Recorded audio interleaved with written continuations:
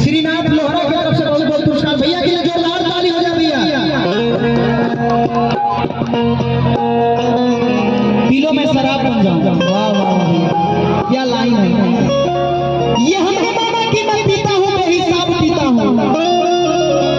भाई श्रीनाथ भाई आपकी एक लाइन है।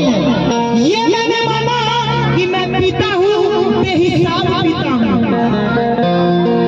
लोग तो लोगों का खून पीते हैं मैं फिर भी शराब पीता हूँ। लेकिन ये लाइन है मोहब्बत आप सबने बनाया। हर गानों को मैं लेके आऊंगा भैया और जो गाना आप सब सर्च करके यूट्यूब पे अभिषेक सरगम सर्च करके देख सकते हैं। अभी एक बहुत खूबसूरत लाइन जो है